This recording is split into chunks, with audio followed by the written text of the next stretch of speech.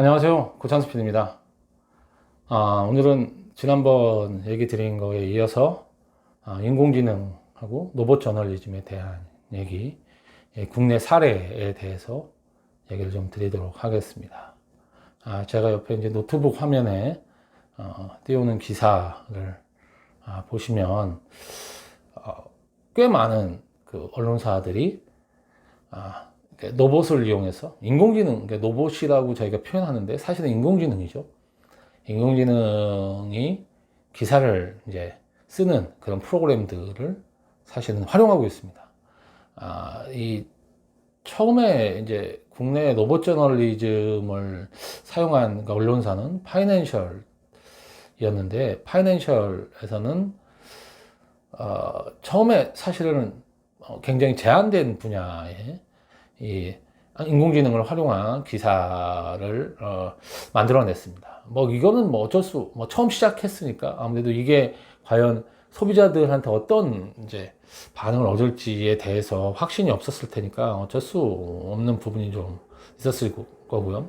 그 다음에 이제 전 시간에 얘기 드렸던 오토메이티드 인사이트라는 해외 유명한 그 인공지능 이제 뉴스 분야 스타트업도 이제 증권 분야의 인공지능 활용이나 이런 쪽의 기사화하는 거를 사실은 자신들의 홈페이지에서 이제 보여주고 있다고 제가 말씀을 드렸는데, 이런 것처럼 사실 증권 쪽은 워낙 그 숫자로 이루어진 정보들이 많이 이제 나오기 때문에 그거를 기사화하기가 굉장히 쉬운 거죠. 그러니까 사실 이건 한 번 더 말씀드릴 기회가 있겠지만, 기사라고 하는 거는 기사 특유의 그런 글 구조가 사실은 있지 않습니까? 그 구조를 먼저 만들어 놓고 그 구조 안에 이 데이터 중에 가장 의미가 있고 이제 중요하다고 생각하는 데이터를 찾아내서 인공지능이 그거를 그 안에다, 그 문장 구조 안에다 배치를 시키는 거죠.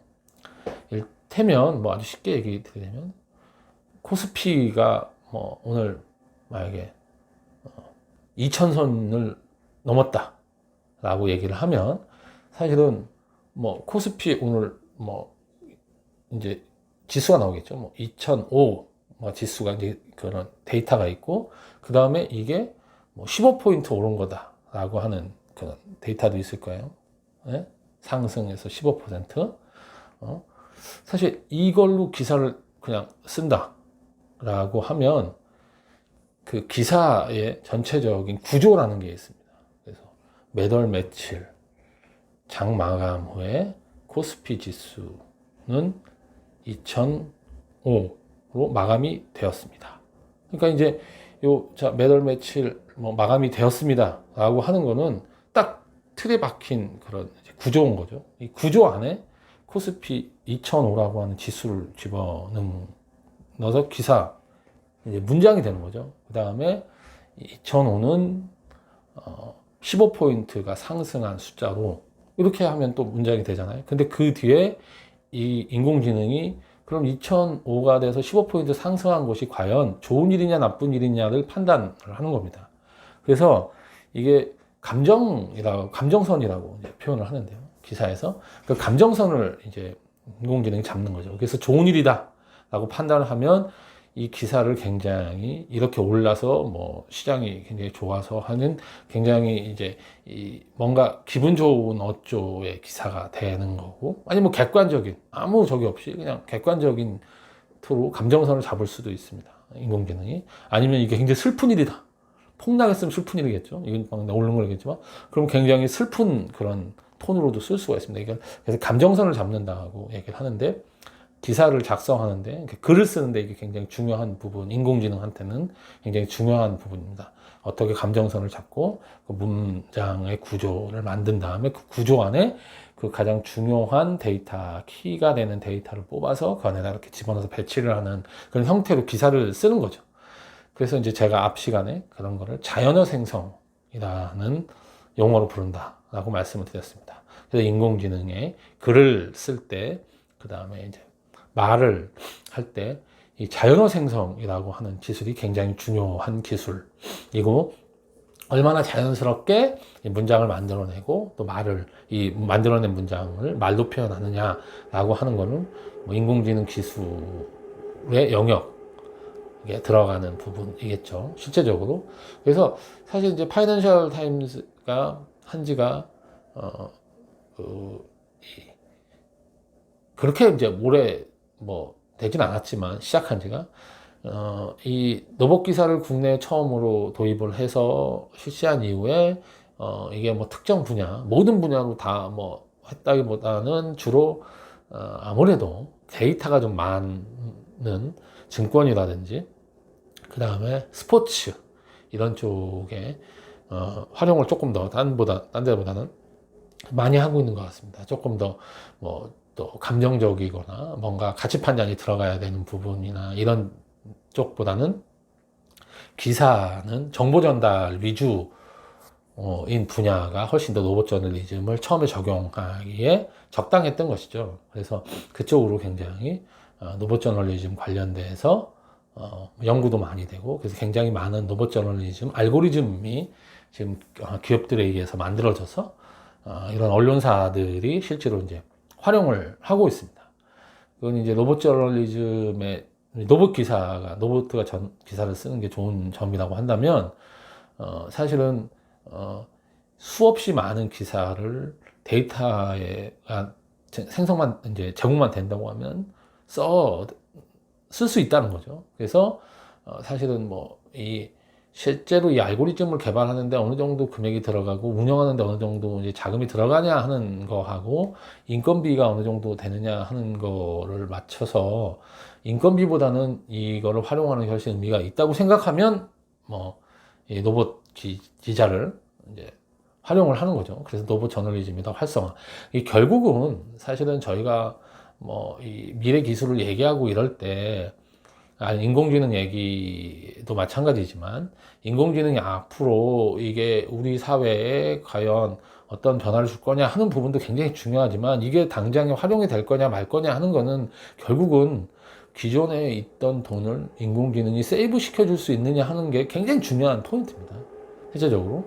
그래서 기업을 하는 사람 입장에서는 인공지능 기술을 내가 받아들여서 뭔가 이거에 투자하고 여기에 돈을 지금 쓰는 이유가 단순히 뭐 인공지능 기술을 발전시켜서 인류의 역사에 기여한다 이런 거를 하기 위해서 사업을 하는 분이 있는 건 아니잖아요. 그 자선 사업을 하는 거고, 실제로 일반적인 사업가라면 인공지능이 과연 내가 하는 사업에 앞으로 어떤 의미를 줄 것인가 라고 하는 거고, 결국은 처음에는 인공지능이 특정 비용을 사실은 상당 부분 절감해 주는 부분이 사업자들한테 매력적인 포인트로 다가갈 수밖에 없다. 그래서 기존의 그 기자가 기사를 쓰는 그 인건비 대비 인공지능이, 그러니까 로봇 기자를 활용해서 기사를 썼을 때 기사의 생산량, 그 다음에 소비자의 소비라든지 이런 걸 판단해 봤을 때 이게 훨씬 더 경제적으로 의미가 있다. 당장은 아니더라도 앞으로 2, 3년 아니면 5년 내에 의미가 있고, 이게 장기적으로는 내가 투자한 것보다 훨씬 더 많은 돈을 벌 수 있다라든지, 아니면 내가 이 업계에서 가장 앞서가는 회사로 뭔가 이미지 메이킹을 해서 이게 돈을 버는 부분이 아니더라도 내가 의미 있는 사업이 돼서 사업이 더 확장돼서 나중에는 이게 사업적으로 의미가 더 있어질 거다라는 판단이 결국은 서야 되는 거고, 그런 부분에서 이 경제적인 부분이라는 거에 대한 중요성, 이런 것도 저희가 인정을 해야 되는 것 같습니다. 실제적으로 이런 언론사들이 이런 로봇 저널리즘을 활용해서 기사를 쓰고 있는 거는, 지금은 파이낸셜 입장에서는 먼저 사용했으니까 그런 이미지 선점을 할 수 있었지만, 나머지 사실 언론사들은 이제 먼저 쓴다는 것 자체는 의미가 없어졌고, 지금은 다른데 쓰는 데하고 안 쓰는 데하고 어떤 차이를 이 로봇 기자를 갖다가 쓰는, 인공지능을 활용해서 그러니까 뉴스를 생산하는 게 훨씬 더 효율적이고 합리적이라는 부분이 있어야 이제 활용을 좀 하겠죠. 이게 기존에 이제 워낙 이미 기자가 많이 확보되어 있는 언론사들보다는 신생 언론사들이 그런 면에서 훨씬 더 밖에 있는 기자나 이런 분들을 이제 채용하거나 그런 부분보다 처음에 아예 시스템을 이렇게 로봇 기자 시스템으로 가져가서 시스템을 만드는 게 훨씬 더 유리하고 합리적이어서 이런 선택을 했을 가능성이 있다고 보여집니다. 그리고 이제 이 인공지능 기술이 계속적으로 빠르게 발전하고 있고 글을 쓰거나 하는 이제 창작의 개념도 점점점 이게 사람이 하는 거 수준 이상으로 발전을 하고 있기 때문에 앞으로 이 로봇 저널리즘이라는 거, 그러니까 인공지능을 활용해서 뉴스 분야에서 뭔가 컨텐츠를 만들어내는 부분에서는 이런 것은 좀 더 활성화될 거고, 이거는 저희가 더 많이 이제는 뭐 사람이 썼다, 인공지능이 썼다는 걸 구별하지 않고 어떤 기사가 더 소비자한테 유용하고 더 빠르게 제공이 되고 더 보기 편하게 이제 제공이 될 거냐 하는 부분이 중요한 그런 세상이 되어가고 있습니다.